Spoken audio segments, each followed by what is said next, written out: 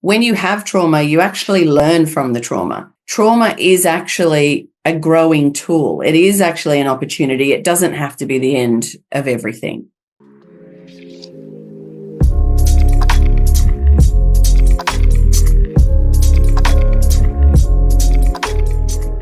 Welcome, everybody, to another episode of Beyond the Couch, where we hold the space to tell stories which heal, which empower, and which spark collective courage.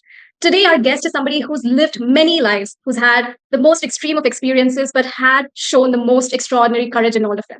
Please welcome Amanda Anderson, the Project Mental Health Lead at L'Occitane and the founder of Cellwell, a platform that reimagines how an emotional recovery journey could be for you. But Amanda's story is not, all global platforms or boardrooms are not as glamorous as it began with. On her LinkedIn, she writes that most people face one or two life-altering traumas, but I've faced an onslaught of them. That just gives you an example of how much she's been through, and she's used her journey to show people how they can deal with their pains and grow through their pains. Her story reminds me very much of the movie Eat, Pray, Love. Have you guys seen Eat, Pray, Love? Yes. Yeah. So there is a particular scene in Eat, Pray, Love where Liz Gilbert looks at the Roman ruins, the Roman ruined architecture, and she thinks to herself that if this city, which has been torn down, which has been ruined, can transform itself completely and be this modern day city, we all can too. Because at the end of the day, ruins can be a road to transformation. So when I look at Amanda's stories, it reminds me very much of that scene. And without further ado, I would love to welcome you, Amanda, to the show and learn a lot from you, learn to, see your journey, hear about more of your challenges and everything that you did to overcome it for yourself and also now to inspire other people. So, let's begin, Amanda. Yep. Amazing. Esaz, over to you. Please go ahead. Thank you, Dr. Annie. So the moment Annie told me that, we are going to speak with Amanda, I was like, got it. She was like, you do your research, I do mine. And she gave me some insights that how her energy was when she met you in Singapore. So I was like, I'm so excited that we are going to do it online and I'm going to be a part of it, right? So I was very excited. And when I was just reading about you, I read your LinkedIn About section. And first of all, thank you for being just so vulnerable, right? Most LinkedIn About sections are just like their professional trajectories, what they do, and what they can do for your organizations. But no one goes this personal, right? Like you showed your journey of how you, your seismic losses entirely. So I think that was something that hit me. And from that point, I was like, I'm just so excited to know about your journey, right? So over to you about, from childhood, from your day zero, maybe to your teenage years, right? Because you yourself say that, you don't talk the talk, you walk the journey, right? You stumble and then you stand up again, right? So I'm just so excited to hear about entire thing, right? Ups and lows. So yeah, over to you, Amanda. Okay. An amazing introduction from both of you, so thank you very much. I guess, look, from naught to nearly 50, I think I've got 3 months before my birthday, which I'm very much looking forward to it. I grew up, funnily enough, I grew up in Africa, in Nigeria, for the first sort of 9 to 10 years of my life. Then we moved to England and I lived there for a little while with the rest of my family. So my extended family was in England. And then we moved to Australia. So when we moved to Australia, my brother, who had lived in Africa with us and moved to England with us, he was behind as far as schooling goes because African education was not the same as English education. So when he went to school in England, they actually put him into a boarding school of sorts. So then when the family moved to Australia, he still had 6 weeks left to finish his schooling, and then he was going to come to Australia. And 6 weeks before he came, he was killed. I don't know how much detail you want me to go into, but he was killed. And then shortly after that, my sister was born and she had cystic fibrosis, which is a terminal illness. So they were my first two immediate sort of traumas and reasonably impactful traumas. And then I think, and I don't want to make this a laundry list of things that I've been through. I just want to give people an idea of, as I said in my LinkedIn, I think a lot of people tend to have one or two traumas. And what that means is that they can empathize with people who've had similar trauma. Whereas I think the reason that I tell my story and the multitude of traumas, which I'll go into, is to show people that I do actually understand more than one. So it's not just divorce and it's not just death and it's not just, etc. So I will go through them briefly. But so basically my brother died when I was about 10, my sister a little bit later. She obviously had cystic fibrosis and throughout our lives, that in itself becomes trauma because there's, hospital visits. She was 6'1" and 34 kilos. So I don't know if kilos translates, but so we had, I grew up with her being sick. I grew up with the grief of losing my brother. My sister then passed away before her 21st birthday and the day before my birthday. Then what else did I have? My boss unfortunately took his own life. I had a stroke in 2018. I had my father died. My husband cheated on me, and my ex-husband. Sorry, I should make that clear. My ex-husband cheated on me, and obviously I went through a divorce. And then my children, who I absolutely adore, have both got a diagnosis of ASD, so they're on the autism spectrum. My daughter also has a personality disorder as well. So, there's been a lot of things where I've dealt with, the loss of loved ones, and, I also will mention a level of sexual assault, which I won't go into the details of that. But so there's been, loss of loved ones, sexual assault, divorce, suicide, personality disorders, and ongoing mental health and self-harm and things like that. So, yeah, I've run the gamut. And as I said, the only reason that I mention that is because I think it's helpful to people who, when they hear speakers, if your speaker has only had one experience of trauma, you tend to think, well, you don't understand my situation. Whereas when you've had a little bit of everything, I don't claim to understand what you've been through, but I have a better idea of the genres of all of them, if that makes sense. It definitely does. And so I am in my mid-20s, right? And my journeys, my traumas have been different, right? And the other day I was just talking to my friend, and we were like, empathy does not come naturally to everyone, because it's okay, right? Not everyone can have it installed. But people who have actually been through a lot, they have it, right? Because they understand, right? And they are naturally that empathetic, right? Because they know what it takes to be, and what the journey is like. So my fair share of trauma was like, I can't even imagine what you've gone through, but it was way less, right? But I'm just amazed at how you stood up so long, right? Even after going through all of this, because I just can't even think of it, right? And you're just smiling, your energy is impeccable here. But I think, as you said, Isas, when you have trauma, you actually learn from the trauma. You learn that you will wake up tomorrow and you do have to keep going, and over time you will deal with it. So I think that, trauma, and I think that's maybe the perspective shift for me, is that trauma is actually a growing tool. It is actually an opportunity. It doesn't have to be the end of everything. Correct, I agree on that part. And there's a show on Netflix recently that I was watching. It's When Life Gives You Tangerines, and it's the show. And there's a saying in that life goes on for the living, right? Mm-hmm. So you have to go on irrespective. But I do agree on that part that all of these traumas, all of things that maybe you have been through, I know that you would not give a second, and maybe you're going to become a person who you are currently. You would just maybe live through it all again, right? Yeah, so I think that's it for me. Yeah, I totally agree. I think that it is, this is what I talk about as well when I do my speaking and workshops. It's about your perspective on what that event means to you. And I think that a lot of people, they identify with their trauma. They take it on and they absorb it in their bodies, and then it's very hard to get out of that. So I think trauma to me is an opportunity. I think it's a good thing. That sounds bad. Maybe don't post that. No, absolutely. So on that note, Amanda, now, this is, I think, for example, now you're talking in hindsight. So for example, when you're on the other side of trauma, that's where we're all able to reflect. That's where we're all able to, definitely say that, okay, now we're out of it. What I would love to deeply understand from you is, when you were in those situations, when you were in those trenches, when you were facing all those hardships, be it, family members' death, or be it a divorce, or be it anything that you have gone through, in that moment, what is it that was holding you? What was your anchor in that moment that made you at least run through that course and then come on the other side? Yeah, and it's funny because I've thought about this a lot actually over the last, however many years. I think it comes back to that I learned not to identify with the chaos that was around me. So, for example, when my daughter was diagnosed with her personality disorder, my husband, who is an empath and very sensitive, and he feels everybody's pain, he really went into it. And he was, he had a moment where he was saying, like, what did we do it? Is there something that we did that caused this to happen? Should we have been these kind of parents instead of those kind of parents? And what's her future going to hold? And how are we going to protect her from all of these things? And sort of spiraled into that space where you kind of take it on. And I didn't. I had my moments, don't get me wrong. I definitely would, occasionally cry in the shower or have the same thoughts, but I didn't identify with them. I didn't sit in them. And I remember him saying to me, why are you okay? Like, why am I falling apart and you're fine? And I said to him in the moment, so it's an honest story. I said to him in the moment, listen, the way that I look at it is that it's like leukemia, right? I didn't give it to her. I can't take it away from her. All I can do is support and help her manage it. And I think that's the key. I think I have an internal locus of control. I look at life as out there, not in here. And I think that because I do that, I'm able to have faith in myself that I will be able to handle whatever comes my way, no matter how big it is. I think that I look at, because I'm not in that fight or flight and panic mode because I've absorbed the information, I'm able to look at it and say, right, I will control the controllables, and the uncontrollables we'll deal with when they happen, and presume that life is happening for me, not to me. And I think that all comes as well from NLP, Neuro-Linguistic Programming. because one of the big keys with NLP is reframing your perspective. And I think ultimately I learned that a long, long time ago, and I've enforced it within my life. And so now when things happen, I am able to reframe my experiences, to get through them. And I don't want anyone to think that what I'm saying is it's not okay to feel your feelings and it's not okay to spiral and go into yourself. It absolutely is. But what I'm saying is that it's important once you've done that to then be able to not identify with that moment and come out of yourself and have that internal locus of control. Does that make sense? Yeah, it does. It makes so much sense. In fact, the locus of control analogy, I think I definitely resonated with that. And it reminded me of something that Indian monks use a lot. So there is this concept in Indian, monkhood that whichever life situation comes to you, you have to be neutral towards it. So when you're having your highs, exactly. Yeah, I love equanimity.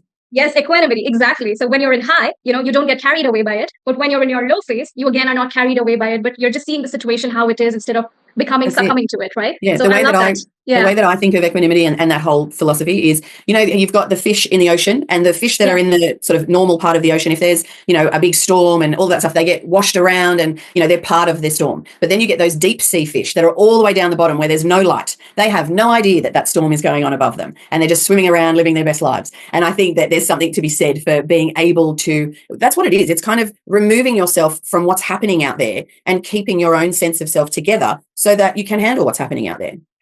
Absolutely. Wow. It's so good to be a deep fish on some days. Let's all aim for that. Amazing.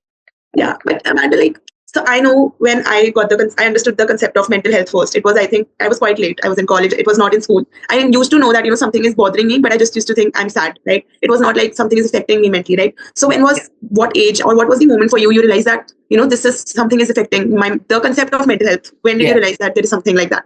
Look, I think really because I had lost my brother at a young age and then obviously my sister was sick as well, I was quite lucky in the sense that my parents had to go through that trauma. And my mother, in order to get through it, she actually became a master NLP practitioner and she studied the Enneagram. She was an Enneagram coach. So I kind of grew up with it in my world, within those teenage years at the very least. I'm sure around sort of between 14 and 16, my mum was, in that world living it. And so I kind of learned emotional intelligence early on, thanks to her. I think also, as I said, trauma teaches you, it becomes a teacher anyway, because as you go through the first one, you make it through and then you have the second, you make it through, you start to notice, hang on, I can actually get through these, So yeah, it was young, but I thank my mum for that. Great. So you feel your emotional quotient got high at a very young age, right? Absolutely, yeah. So cool. But you also mentioned about your stroke, right? And I can't yet again imagine, but what was it like? And I just know it was not something that impacted you physically, right? You came out of it in a very emotional and a spiritual way as well, right? So maybe if you're okay, shed some light upon that. So what happened was we were actually, as a family, we were flying to Italy for a holiday. And I was sitting on the plane and it was something like a 26-hour flight. It was a long flight. And I had two young kids who, would sleep on me while we were flying, which meant that I wasn't getting up and moving around as often as I should. In addition to that, I have a gene mutation called MTHFR.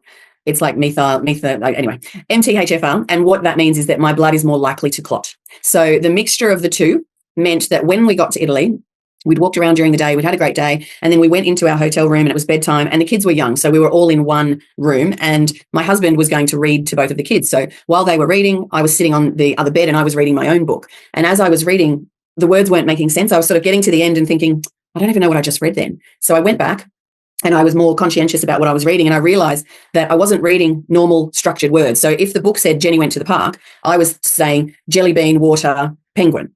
And I sort of looked at the words and I was like, hang on, this is a bit odd. And I'm actually amazing in a crisis, right? If someone loses, if someone's losing a lot of blood, I'm the person that you want there. And so I was sitting there thinking, okay, this is not right. And I looked at my husband and I thought, all right, I'm not going to make a big deal out of it because I don't want the kids to panic as well. So it took him about maybe 10 minutes to finish reading. And I kept sort of testing myself with the book and I kept doing it. And I was thinking, okay, I think this might actually be a stroke. This is not great. He then came over. And when he sat down, I sort of played charades with him and said, listen to what I'm reading. So I showed him the words on the book and then I read what I thought the words were and they were wrong. So he immediately said, smile, lift your arms up, he tested me for a stroke. And I didn't appear to have anything that was, that we knew at that point in time was a physical evidence of a stroke. So it took me, I kept doing this. And then over time, in that evening, occasionally I'd get the right word. And then I'd say all the wrong words and then the right word. And then, over a few more minutes, it would be more right words. And so it took about 45 minutes for me to be able to come and articulate a sentence. So we then thought, okay, we were getting on a cruise ship the next day. We were in Italy. We thought, okay, was that something or was it not something? And stupidly, we didn't do anything about it. We went and I just had the cruise and thought, I'll check in with Australia when I get back. And so we had a week on the cruise. I flew back and was seemingly fine. But I now realize in hindsight that I wasn't necessarily fine, but I wasn't having to use my brain on the cruise because all I was doing was lying around sunbaking and swimming and things like that. And when I got home and I had to function and drop kids at school and pick up shopping and cook food and do all those things, that's when we started to notice that cognitively, I wasn't okay. And I kept getting the wrong words for things. So my husband would be cutting up carrot and I'd say, when you finish with the kangaroo, can I have the knife? And he'd be like, you mean carrot? And I'd go, yeah, kangaroo. And he's like, carrot. And I said, kangaroo. So I kept getting it wrong. So I went to the GP and, I had all the tests and basically I had officially I think it was a TIA, which is a trans-ischemic attack, which means a mini stroke, but a mini stroke doesn't cause any long-term damage to the brain cells, whereas what I had did. So for about 2 years, I had to go to the Brain and Mind Institute here in Australia and neuroplasticity, just relearn and do, as I said to you at the summit, do brain games and things like that to get my brain back functioning, because the things that I struggled with most were word retrieval and memory. And I still to this day have the same problem, but I'm better at hiding it. Not even hiding it, but I have scaffolding in place so that it doesn't appear obvious. Wow. Amanda, firstly, thank you for sharing this journey. I know stroke is incredibly painful, and it just not only restricts you mentally, but at the same time, physically also restricts you in a lot of ways. Yeah. I myself have seen patients in hospitals bedridden completely because of the stroke attacks that they've had. So I understand that this might have been a very, very hard journey for you as well. So what I want to understand is, was there a time during your stroke journey that you felt that, oh my God, I can't ever get out of this? Did you feel stuck? Did you feel locked up? No, I don't. Look, I think for me, I didn't, just because I have an innate belief, but that I will not be beaten. So wow. I think for me, no, I didn't. I think for my family members, yes, they absolutely. There was a stage because I appeared to be getting worse at the very beginning, and they thought that I had prefrontal temporal dementia. And so there was talk of getting a carer and how am I going to, earn money? And, we were thinking about all of those things. So, I think that there was definitely my family members had a moment of how are we going to deal with this? But I think for me, look, maybe I did and I don't remember, but I don't think that I did. I think I've always maintained that no matter what happens to me, I will beat it. So I don't think I had that doubt, if that makes any sense. Yeah. You came back to your locus of control at that time. That's exactly it. Yes. Lovely. And I remember when we met, we spoke about how especially art and brain games in general helped you in that recovery process. So can you talk to me and tell me, I'm really curious to know what sort of activities, art were you engaging in to recover yourself from that? Yeah, so one of the main things, it was funny because my husband was really into the brain games, so like Sudoku and lateral thinking games, which I hate. But I think that because he was trying to get me onto them and I was like, I'm not doing it, just because I didn't really enjoy it. And I sort of thought, I'll be fine, I'll figure it out kind of thing. And then he was just persistent. And so I started doing it. And so it was just an app. I think I actually had a few apps which would also remind me when to play the games. And they were a mixture of things. So there were some that were, like language games. So trying to find a different word for the same, like a simile. There were games that were things like crosswords or word finding games. There were Sudoku and that type of thing, although very minimum version of Sudoku, an easy version of Sudoku. And also then there was, there is a component where you draw and you doodle and you express yourself in a way that doesn't require words, which was actually very helpful given that I had word retrieval was a problem for me. So, so that really helped. Even though I didn't want to play the games, I admit that it worked. Lovely. Good to hear they helped, in your recovery process, Amanda. No, it was very good. I think I do think as well, and I know that MindPeers has an app as well that does all of this stuff, and I think that people underestimate the ability that it has to actually change your brain.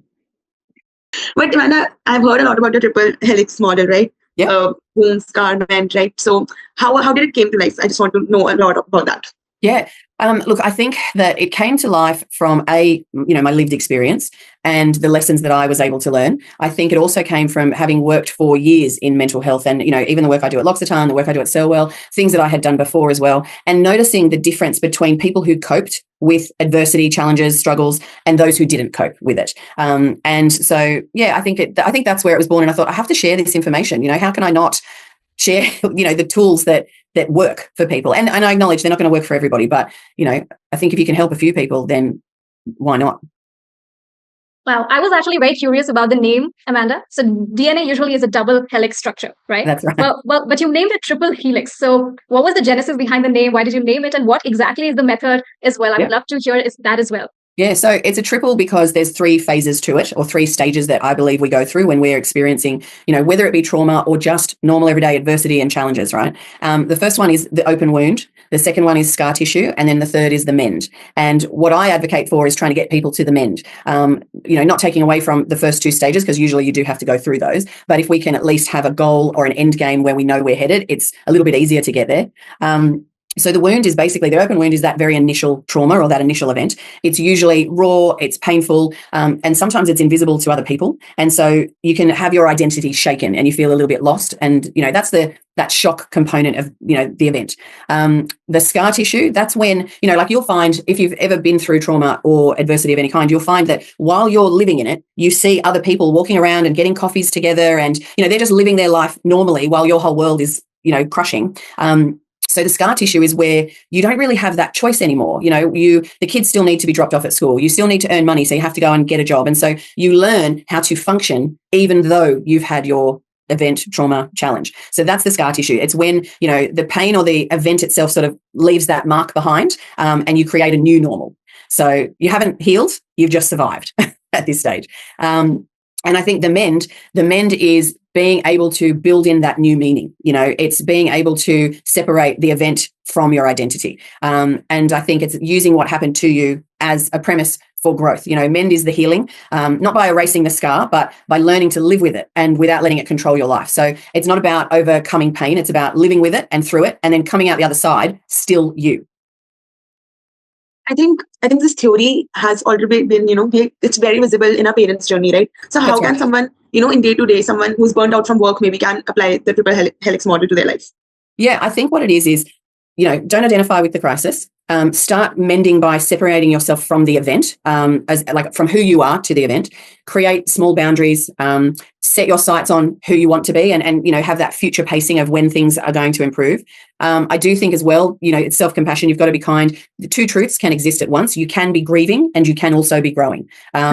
And I'm not advocating that, we detach from reality, right? It's about reclaiming your identity within it, moving forward without being swallowed whole. So it's those little things. And I do also think self-care is a big thing. I know that, everyone advocates sleep hygiene, eat well, exercise, get fresh air, and they all work. So I think that, in addition to being able to, separate the event from who you are, is a combination. It's a winning combination.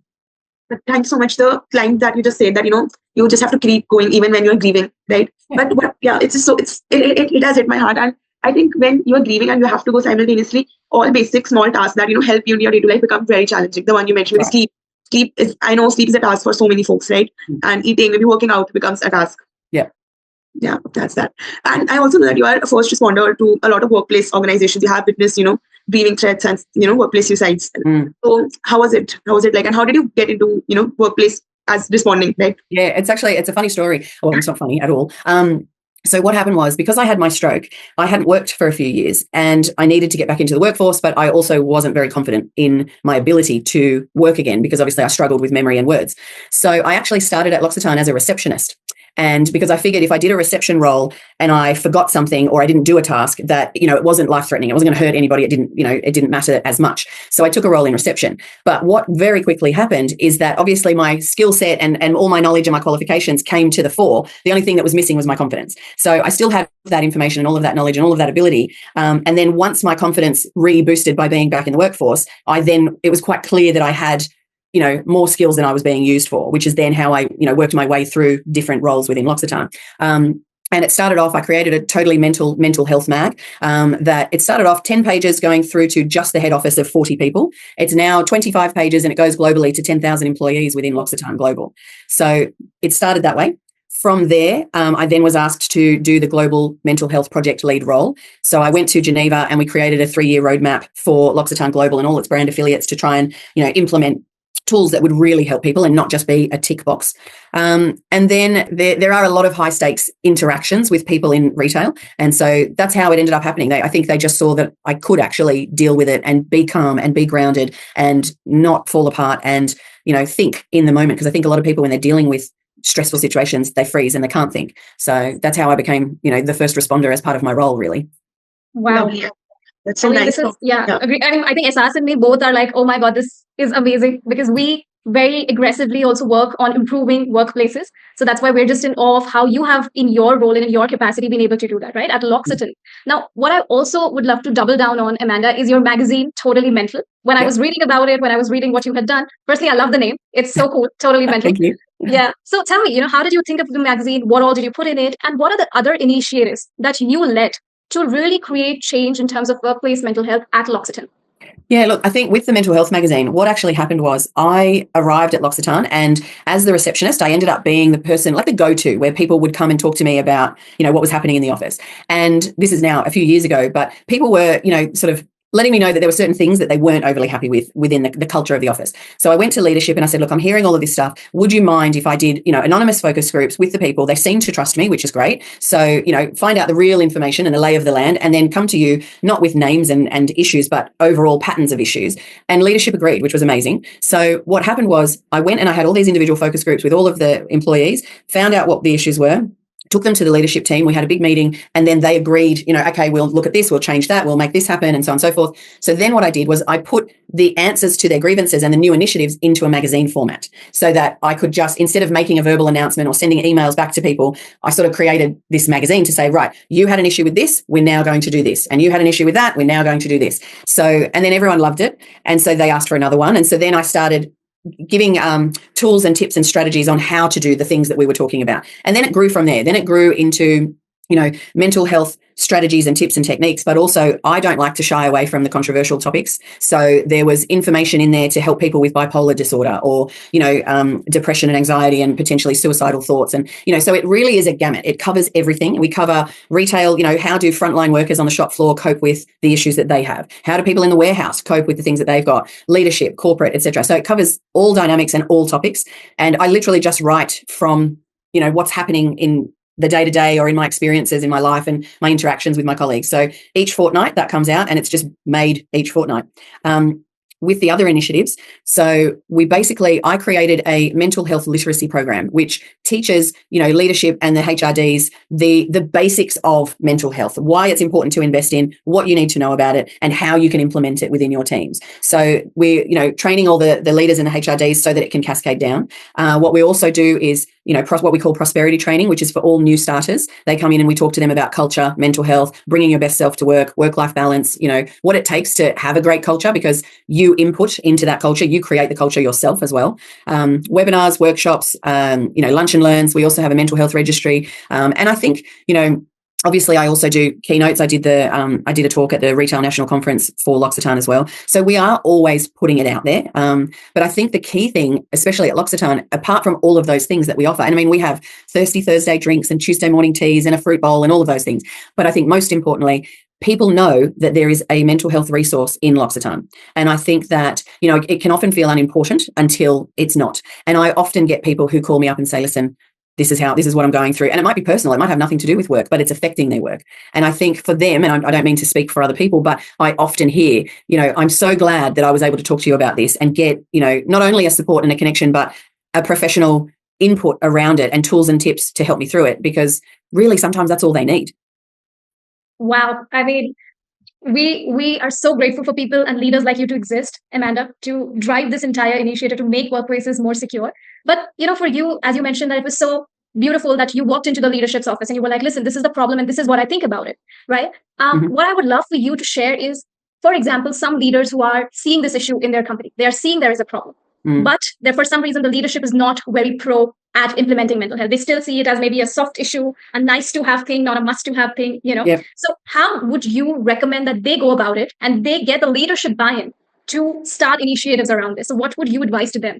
Yeah, look, I think it is tricky because I think that mental health usually only becomes a priority when something goes wrong. You look at Goldman Sachs, they had an employee who took his own life, and now they have this amazing program that they've implemented. But you don't want to wait for tragedy in order to spark action. Sorry. So what I found, the way that I deal with my stakeholders is I frame the issue in a way that resonates with the person that I'm speaking to, because I think that you never fully understand, or you can never fully empathize with someone until you put it into your own life. So what's an example? An example might be, you might have an employee who comes to work and is having a horrible time, and she's not happy in her job, and she feels like the team that she's in, don't support her, they don't connect with her, she's being isolated and ostracized and little things like that. Now, if I was going to go to my sort of GM or CEO and say, look, I'm worried about this employee, her team are X, Y, and Z. Now, if he's someone who doesn't necessarily care about mental health, and I mean, I'm sure he cares about it, but I'm just saying, if he's more about productivity and financial performance, he may not see that as an issue. He may see that as, well, she should just do a job and not worry about getting along with people. But I think what you can do, and this might not be the best example, but what you can do is make it real for them and sort of say, okay, well, hang on. If your 24-year-old daughter came home and was feeling really left out and ostracized and, like life wasn't worth living, wouldn't you then want to advocate for her? And so a lot of the time they sit there and go, oh yeah, okay, it would bother me if that was my kid. So, okay, I will do something. So not a great example, but essentially that's what I do. I try and personalize it, not with necessarily their home life or things like that, but I try and make them understand what it would be like if it was if she was on the other foot, or, yeah, like, I mean, even when we had the gentleman who took his own life, I then went into my GM's office and said, right, these are the people that I am concerned about, not because they're anywhere near doing that, but they fit the perfect mold of, they're working isolated, they're new to their role, so they don't have any friends, And you just make them people as opposed to numbers, I think is maybe what I'm trying to say. I think it's one of the most underrated thing that, you have to speak to people in the languages they understand. That's right. Yeah. Correct. But I think coming to a total different segment, parenthood, I know it has its high, it has its low, but I think it's a great journey, right? And but what were your support systems through your parenting journey, right? And I'm sure there has been challenges, right? But how did you navigate? And any message maybe for young parents out there?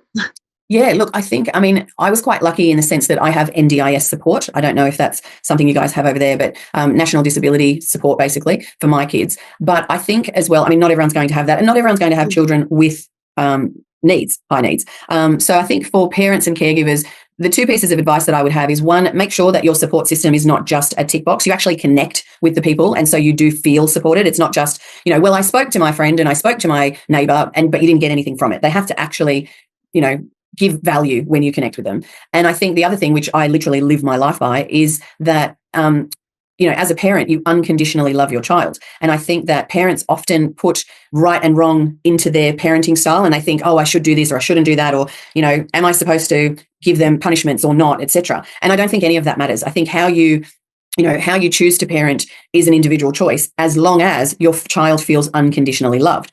There's actually a report by the National Center of Addiction and Substance Abuse, where it's at Columbia University, where they say that teens, for example, who have frequent family dinners, so 5 or more dinners a week, are significantly less likely to engage in smoking, drinking, and drug use, right? So that feeling that your child gets, that you do actually love them unconditionally and you're there for them, and, that's what matters, I think, as a parent. So I think we put too much pressure on ourselves as parents to get it right. And I don't think we have to get it right at all. I think we just have to love our children and make sure they feel loved. And that's it.